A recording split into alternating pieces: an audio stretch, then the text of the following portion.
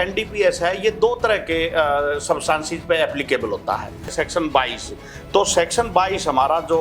Psychotropic जो substances हैं उनसे रिलेटेड ऑफेंसेस को अटैक करता है और डील करता है। तो इसमें दो देखो, क्लैरिकल मिस्टेक तो एक क्लैरिकल मिस्टेक ही है कि ऑफेंस क्या पाया गया जो उसके फैक्ट हैं केस के। कोर्ट के पास भी पावर है कि वो किसी भी टाइम पे कोर्ट भी आपके चार्जेस को और सेक्शन को किसी टाइम पे ऐड कर सकती है और डिलीट भी कर सकती है, क्योंकि ड्यूरिंग इन्वेस्टिगेशन आपको बेल पे छोड़ना या नहीं छोड़ना या ये तो कोर्ट की अपनी मर्जी है। और बेसिकली क्या होता है कि प्रोसिक्यूशन को अपना केस प्रूव करना होता है। नमस्कार दोस्तों,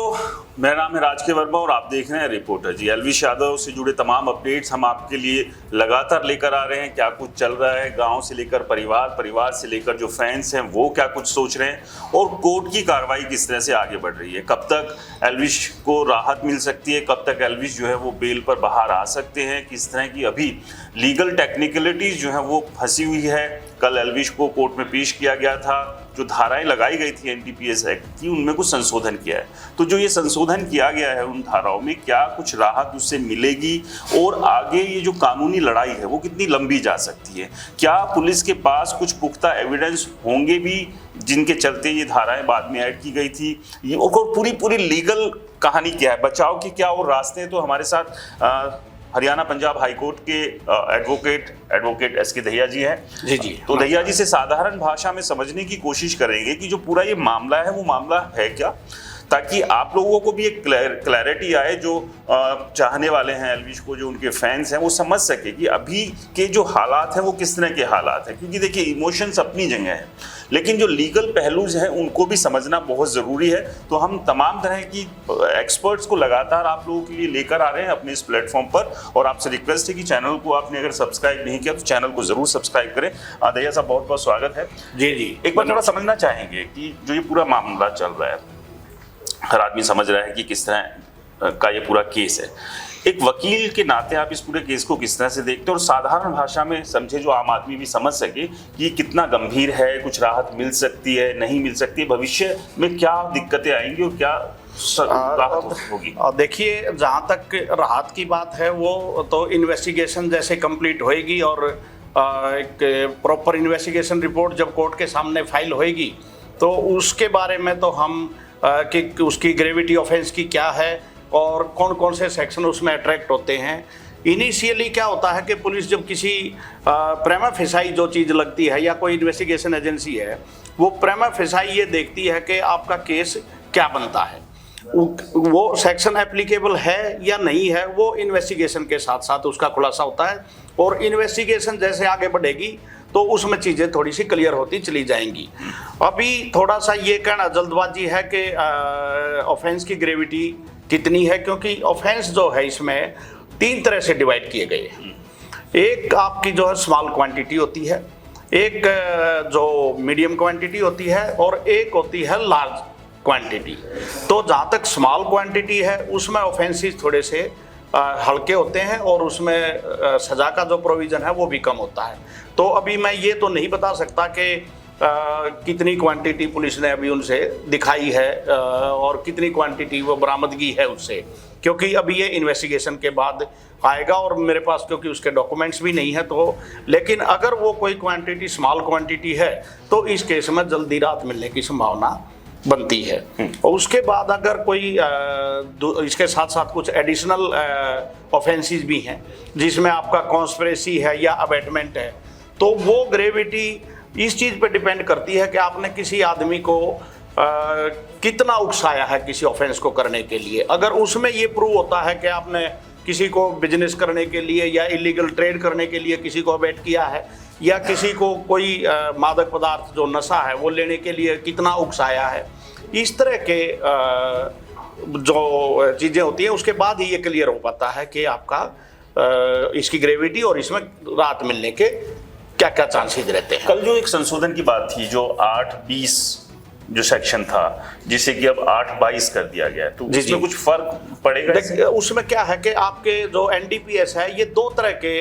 सब्सटेंसेस पे एप्लीकेबल होता है। एक नारकोटिक ड्रग्स हैं और दूसरा जो आपका है वो साइकोट्रोपिक सब्सटेंसेस हैं। थोड़ा सा इसको सिंपल भाषा में। जो नारकोटिक ड्रग्स का जितने भी केसेज होते हैं उसमें आपका अफीम है, गांजा है, चरस है, या कोई प्लांट से जो रिलेटेड जितने भी नशीले पदार्थ हैं वो नारकोटिक ड्रग्स में आते हैं। और जो साइकोट्रोपिक जितने भी सब्सटेंसेज हैं वो एक केमिकल की फॉर्म में जितने भी लिक्विड केमिकल के तौर पे जो किसी चीज को मिला के बनाए जाते हैं या किसी केमिकल को किसी दूसरे यूज के लिए किया जाता है। सांप के जहर का जो जिक्र आ रहा है ये हमारा साइकोट्रोपिक सब्सटेंसेज की कैटेगरी में आता है। और जहाँ तक मुझे इतना नॉलेज नहीं है इस बात का कि सेक्शन कहाँ से उन्होंने चेंज किया है, लेकिन जहाँ तक मुझे लगता है जैसा आपने बताया कि सेक्शन 22, तो सेक्शन 22 हमारा जो साइकोट्रोपिक जो सब्सटेंसेज हैं उनसे रिलेटेड ऑफेंसेज को अटैक करता है और डील करता है। इसलिए क्योंकि सेक्शन 20 में जो दिया गया है वो आपका नारकोटिक्स ड्रग से रिलेटेड है, तो आपका सेक्शन 22 में साइकोट्रोपिक सब्सटेंसेज के एवज में एक ये सेक्शन लगता है। तो हो सकता है कि सेक्शन 22 पुलिस ने इसलिए उसमें चेंज किया हो। यानी कि ये जो बात चल रही थी कि पुलिस से जो ये एनडीपीएस एक्ट इसमें लगाया गया है, क्लैरिकल मिस्टेक हुई, तो क्लैरिकल मिस्टेक यहाँ ये हुई है कि जो 8-20 सेक्शन जो लगाया गया वो दरअसल नारकोटिक्स का था और यहाँ लगना था 8-22 क्योंकि यहाँ पर वो सांप का जहर का जिक्र हुआ था। इसमें दो देखो, क्लैरिकल मिस्टेक तो एक क्लैरिकल मिस्टेक ही है कि ऑफेंस क्या पाया गया जो उसके फैक्ट हैं केस के, और अगर उसको हम क्लैरिकल मिस्टेक कहें तो किसी भी इन्वेस्टिगेशन एजेंसी की तरफ से किसी सेक्शन की गलत इंटरप्रिटेशन फैक्ट के हिसाब से कर ली गई हो और बाद में ये लगा हो कि नहीं ये सेक्शन नहीं है, ये तो ये सेक्शन आपका बनता है, तो उसको क्लैरिकल जो मिस्टेक कहते हैं वो हम सेक्शन उसमें ऐड और या रिमूव कर सकते हैं। और जहाँ तक सेक्शन की बात है, एक तो प्रेमा फिसाई ये होता है कि आपका कोई आदमी, जैसे आदमी की किसी की डेथ होती है तो उस केस में हम ये देखते हैं ये एक्सीडेंट से मरा है या इसने सुसाइड किया है या इसका मर्डर हुआ है। तो सेम ये है कि वहाँ पे फैक्ट ये कहते हैं कि आदमी की डेथ तो हुई है, लेकिन उसके पीछे क्या रहा है भाई। अगर किसी एक्सीडेंटल डेथ में आपका 304A का मुकदमा है और बाद में ये लगता है कि किसी ने जानबूझ के इस आदमी को तो मार दिया है, टक्कर मार दी है, मर्डर किया है, तो उस केस में आपकी 304A हटा के 302 उसमें ऐड हो जाएगी। लेकिन फैक्ट ये कहते हैं कि आदमी तो मरा ही है, उस एक्सीडेंट से मरा है, तो पुलिस इनिशियली उसमें 304A का दे सकती है और इंक्वायरी जैसे आगे बढ़ती है तो फिर वो आपको उसको कोर्ट के पास भी पावर है कि वो किसी भी टाइम पे जब उसको लगता है कि चार्ज आपका अमेंड होना चाहिए, जो सेक्शन यहाँ पे दिखाया गया वो बनता है या इससे हीनियस बनता है या इससे कम बनता है, कोर्ट भी आपके चार्जेज को और सेक्शन को किसी टाइम पे ऐड कर सकती है और डिलीट भी कर सकती है। मतलब वो ये कोर्ट की भी पावर है। यानी कि अगर कोर्ट को कहीं लगता है, इसमें गुंजाइश दिखती है कि जो सेक्शंस ऐड किए गए हैं पुलिस के द्वारा, हम ये नहीं कह रहे हैं कि पुलिस ने इंटेंशनली किया होगा, लेकिन वो गलत है, मौके पे अलग सिचुएशन थी और बाद में जब पूरा पाया गया वो अलग है, तो वो सेक्शंस कम हो सकते हैं। यस, डेफिनेटली कम हो सकते हैं। अगर कोर्ट को लगता है कि ये जो पुलिस ने जो केस बनाया है या इन्वेस्टिगेशन एजेंसी ने जो केस बनाया है और जब उसका कॉग्निजेंस कोर्ट लेती है आफ्टर कंप्लीशन ऑफ इन्वेस्टिगेशन या एट एनी स्टेज, तो कोर्ट को ये लगता है कि ये सेक्शन इसमें नहीं बनता है या ये गलत लगा गया, तो कोर्ट के पास पावर है, वो आपका चार्ज फ्रेमिंग के टाइम में या किसी भी स्टेज पर आपको उस चार्ज से डिस्चार्ज भी कर सकती है, उसको लोराइज भी कर सकती है, उसको अपग्रेड भी कर सकती है। एक चीज़ और है, बहुत सारे केसेस हमने देखे हैं, कई बार पुलिस जो है जल्दबाजी में कुछ ऐसी धाराएं या कुछ ऐसी गिरफ्तारियां भी कर देती है जो कि बाद में कोर्ट में जाके पूरी तरह से निर्दोष भी साबित होते हैं या फिर कहें कि सबूत थे ही नहीं वहाँ पर। तो क्या इस तरह के भी सर्कमस्टांसेस बन सकते हैं, इसकी पॉसिबिलिटी कितनी है? दूसरा, क्योंकि जो बार बार बात आ रही है कि एक राहुल नाम का व्यक्ति था, उसके साथ 4 लोग और थे, उसने कहा कि मैं तो एल्विश के लिए काम करता हूं, एल्विश के लिए ऑर्गेनाइज करता था, क्या किसी की कही हुई बातों को ही आधार बना के सब हो सकता है? नहीं, देखिए क्या है कि को एक्यूज या किसी भी को एक्यूज की स्टेटमेंट या किसी भी आदमी की स्टेटमेंट जो को एक्यूज भी नहीं कह सकते और उसकी स्टेटमेंट का जो रेलेवेंसी है वो कोर्ट में एडमिसिबल नहीं है। ये एक जांच का, एक इन्वेस्टिगेशन का बेस हो सकता है, आधार हो सकता है कि हमें ये फैक्ट यहाँ से निकला और उसको आगे हम उससे कितना कनेक्ट कर पाते हैं। ये जो इंक्वायरी है किसी आदमी के द्वारा किसी दूसरे आदमी का नाम लेना, ये इस बात पे डिपेंड करता है कि आप उसको कितना प्रूव कर पाते हैं आगे इन्वेस्टिगेशन एजेंसी। आपको याद होगा कि बहुत थोड़े से टाइम पहले ही शाहरुख खान के लड़के का जैसे केस आया था, तो उस केस में बड़ी इन्वेस्टिगेशन चली थी, लेकिन बाद में आपको मालूम है कि केस क्या निकला वो। तो मैं ये नहीं कह सकता कि उसमें किसी तरह का भाई हम ये कहें कि झूठ होती है या कुछ होती है। बेसिकली क्या होता है कि प्रोसिक्यूशन को अपना केस प्रूव करना होता है, और जब प्रोसिक्यूशन अपने केस को किसी बियॉन्ड रीजनेबल डाउट अगर प्रूव नहीं कर पाता है तो उसका बेनिफिट ऑफ डाउट हमेशा एक्यूज को मिलता है, और कोर्ट इसी आधार पर उसका फैसला करता है कि आप आगे उसमें क्या बनता है क्या नहीं बनता। कई बार ऐसा भी होता है कि आपको अरेस्ट कर लेती है इन्वेस्टिगेशन एजेंसी, लेकिन जांच चलती है, क्योंकि ड्यूरिंग इन्वेस्टिगेशन आपको बेल पे छोड़ना या नहीं छोड़ना या ये तो कोर्ट की अपनी मर्जी है, और प्रोसिक्यूशन या पुलिस इन्वेस्टिगेशन एजेंसी क्या क्या प्ली लेती है बेल को अपोज करने के लिए। लेकिन फाइनली जब इन्वेस्टिगेशन होती है तो उसमें हालात कई बार बदल जाते हैं, चेंज हो जाते हैं कि आपका मिले दोषी या नहीं मिले, या आप उसी स्टेज पर डिस्चार्ज हो सकते हो, या आपकी चार्ज की आर्गूमेंट पे मजिस्ट्रेट को पावर है कि वो आपको उस सेक्शन से आपको रिमूव कर सकता है, और या आपका प्रोसिक्यूशन कहे कि जी इन्वेस्टिगेशन उसमें हमने की थी लेकिन फाइनली हमें ये मिला है, तो चार्ज को अमेंड किया जा सकता है, सेक्शन भी अमेंड किया जा सकता है। वकील साहब, यहाँ एक बात बड़ी समझने वाली जो आपने बहुत अच्छी बात की कि केस चलते चलते बहुत सारे बदलाव हो सकते हैं, लेकिन आप ये समझिए कि अगर कोई व्यक्ति निर्दोष है, उसने गलती नहीं की है, और अगर वो इस तरह से उलझ जाता है तो आप तो समझिए ना उसकी तो पूरी जिंदगी ही बदल गई। नहीं, देखिए उसमें मैं मैंने आपको एक बात बताई है कि बियॉन्ड रीजनेबल डाउट, अगर प्रेमा फेसाई एजेंसी को ये लगता है कि ये आदमी दोषी है या उससे ऐसा कोई आइटम पाया गया है, और बाद में देखो जब आप किसी को अरेस्ट किया जाता है या आप इन्वेस्टिगेशन प्रेमा फेसाई उस मौके के हालात पे क्या काम करती है, कोई किसी आदमी से कोई चीज़ बरामद हुई है या किसी आदमी ने उसका नाम लिया है, तो पुलिस के पास ये इन्वेस्टिगेशन की पावर है कि उसको आप अपनी कस्टडी में लेके और आप उसकी इन्वेस्टिगेशन कर सकते हैं। इसके अंदर आपने एक चीज़ और भी देखी है कि जैसे किसी आदमी को अरेस्ट किया जाता है तो उसको 24 घंटे के अंदर अंदर मजिस्ट्रेट के सामने पेश किया जाता है, और मजिस्ट्रेट के सामने आप केस के फैक्ट रखते हो और आप पुलिस रिमांड मांगते हो या जुडिशियल कस्टडी मांगते हो। कई बार कोर्ट आपके पुलिस रिमांड की एप्लीकेशन को डिसमिस कर देता है, क्योंकि उसको लगता नहीं कि इसमें किसी पुलिस रिमांड की या इस आदमी से इस स्टेज पर किसी फर्दर इन्वेस्टिगेशन की जरूरत है। और कई बार ये होता है कि आप कोर्ट को प्रेमा फेसाई ये लगता है, वो पुलिस की जिम्नी देखता है, इन्वेस्टिगेशन की रिपोर्ट देखता है, उससे फिर कोर्ट को ये लगता है कि यस इसने कोई रिकवरी कहीं से करानी है या कोई मटेरियल कहीं छुपा के रखा हुआ है या कोई वेपन है या जैसा केस हो वैसे उस हिसाब से कोर्ट उस पर काम करती है। तो यहाँ पे जो 24 आवर के अंदर जो मजिस्ट्रेट के सामने पेश करने का जो प्रोविजन है वो यही है कि किसी आदमी को बगैर किसी पुख्ता सबूत के या आप अपनी कस्टडी में 24 घंटे से ज़्यादा पुलिस नहीं रख सकती। उसके बाद क्योंकि हमारी कोर्ट जो है वो एक इंडिपेंडेंट प्रक्रिया, एक इंडिपेंडेंट एजेंसी है और एक अलग सिस्टम है, तो उनकी इन्वॉल्वमेंट भी फिर उसके अंदर आ जाती है, और मजिस्ट्रेट भी उसको प्रेमा फेसाई देखता है कि भाई क्या वाकई में ऐसी किसी चीज़ की ज़रूरत है इसको इन्वेस्टिगेट करने की या नहीं है, उसी के अकॉर्डिंग फिर कोर्ट भी काम करता है। इसमें जो शुरुआत में जो बात आई थी कि पुलिस ने जो 5 लोगों को गिरफ्तार किया था, एक राहुल नाम का आदमी था और 4 सपेरे थे, उनके पास से 20 ml की क्वांटिटी मिली थी जो जहर बताया जा रहा है, जो FSL की रिपोर्ट आई उसमें भी प्रूव हुआ। तो ये क्वांटिटी क्या काफ़ी है? देखिए जहाँ तक मैं उसमें मुझे याद नहीं है और मैं उसमें क्वांटिटी के बारे में, क्योंकि उसका आपके अलग अलग शेड्यूल बना हुआ है NDPS के अंदर।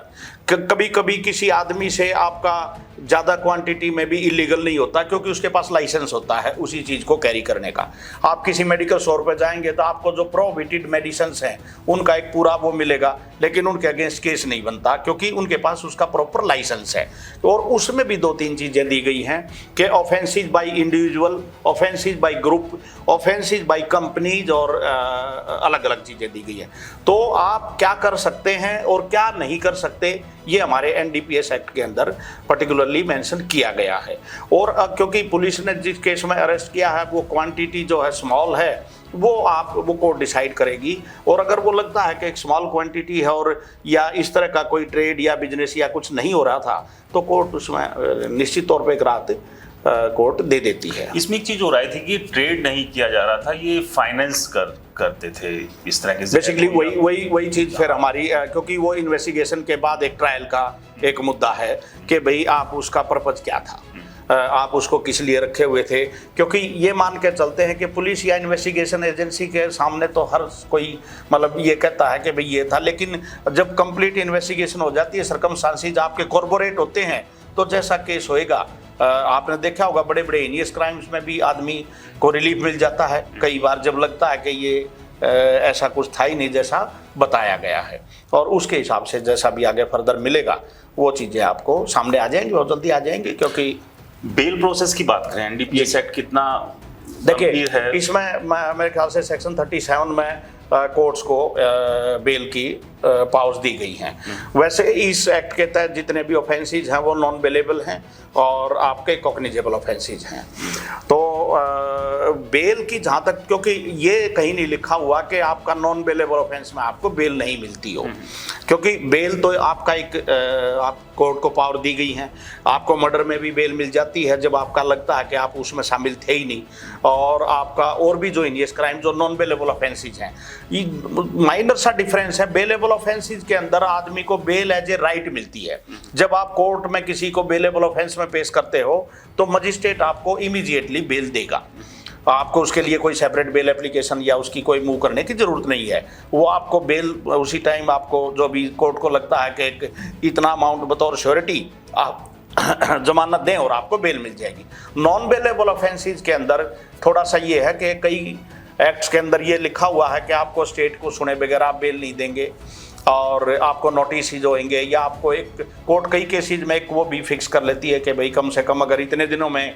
इन्वेस्टिगेशन कंप्लीट नहीं होती तो आपको एक डिफ़ॉल्ट बेल का प्रोविज़न भी है, और ये सब चीज़ें हैं। तो बेल की अगर हम ये बात करें कि बेल बिल्कुल होती ही नहीं है, तो ऐसा नहीं है। नॉन बेलेबल ऑफेंस है तो बेल के प्रोविज़न तो आपके प्रोसेस के ऊपर डिपेंड करते हैं कि सीआरपीसी है हमारी, और उसके अकॉर्डिंग आपको जो जो राइट्स हैं वो आपको मिलेंगे।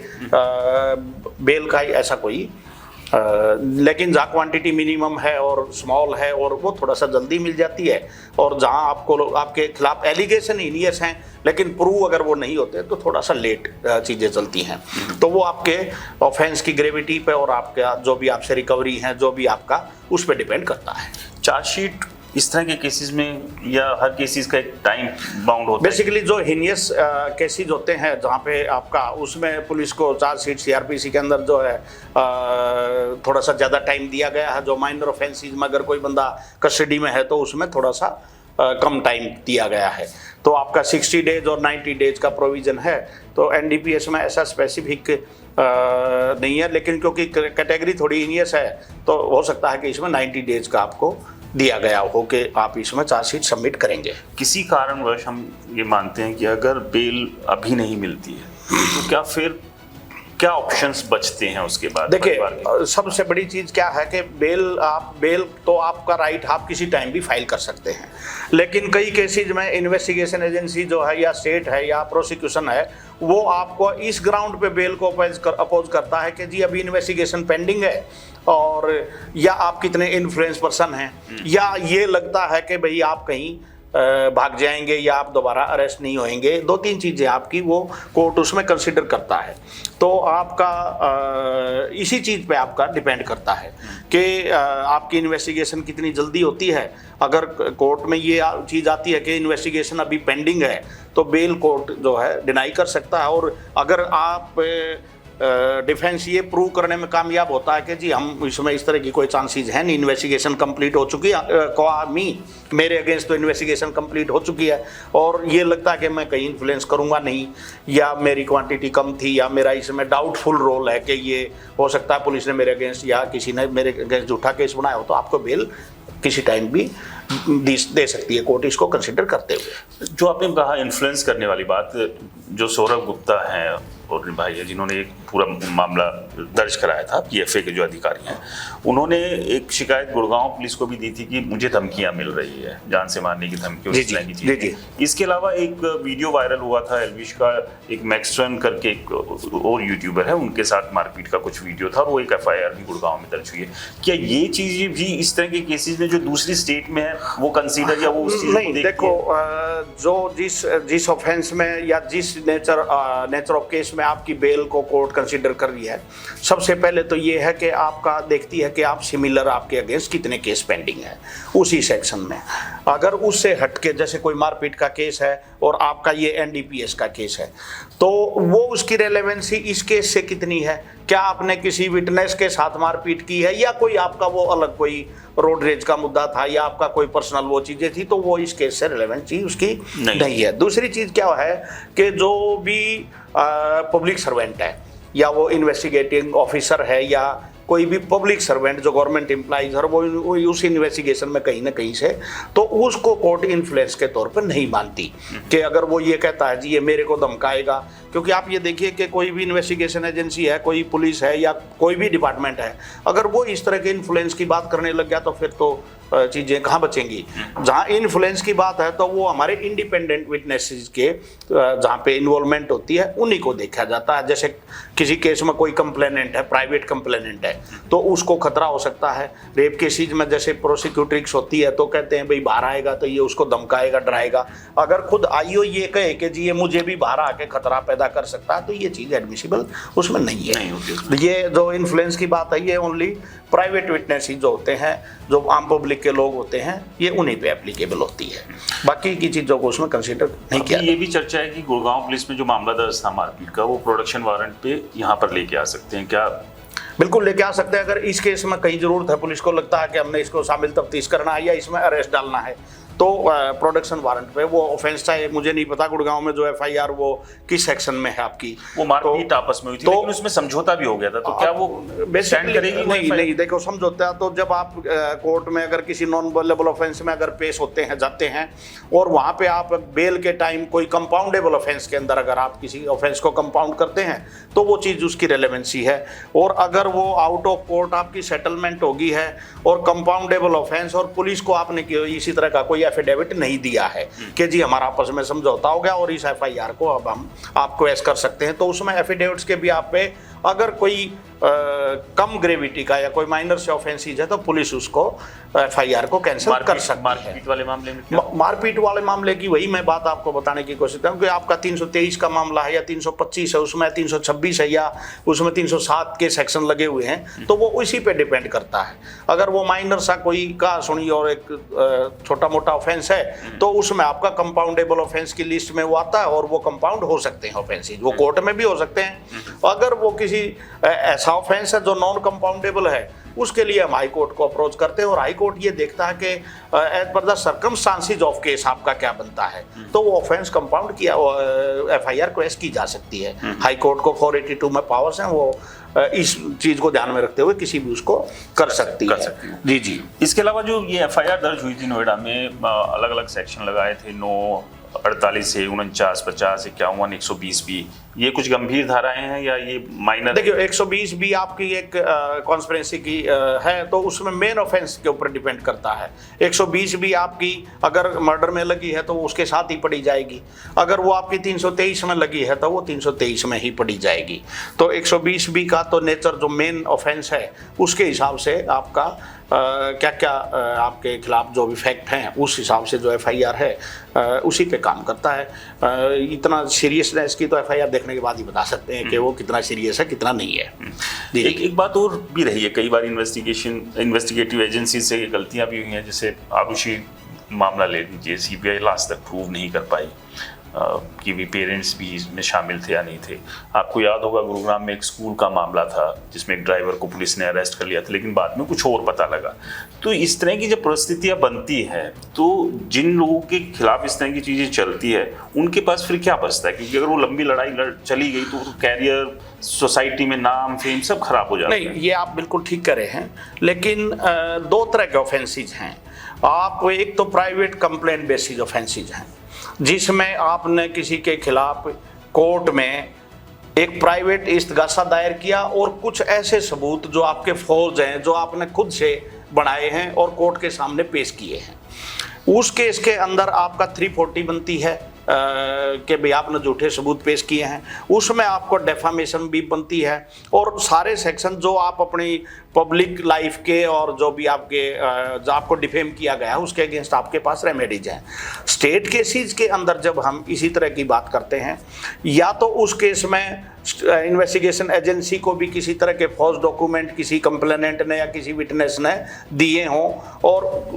उस पे पुलिस ने आगे या कोर्ट ने आगे काम किया हो, तो उस केस में उस आदमी के अगेंस्ट एक केस बनता है जिसने कोर्ट को या पुलिस को या किसी को गुमराह करने की या किसी के झूठे फर्जी डॉक्यूमेंट देके किसी को सजा कराने की कोशिश की है। वो सेम जो सेक्शन आप जिसके अगेंस्ट आपने झूठे सबूत पेश करने की कोशिश की है, वो सेम सेक्शन आप जिस आदमी ने झूठे सबूत पेश करने की कोशिश की है उसके अगेंस्ट भी एप्लीकेबल होते हैं, अगर ये पाया जाता है कि ये चीज़ें इन्होंने जानबूझकर इस आदमी को फंसाने की कोशिश की गई है। लेकिन आमतौर पर क्या होता है, जैसे कोई FIR अननोन है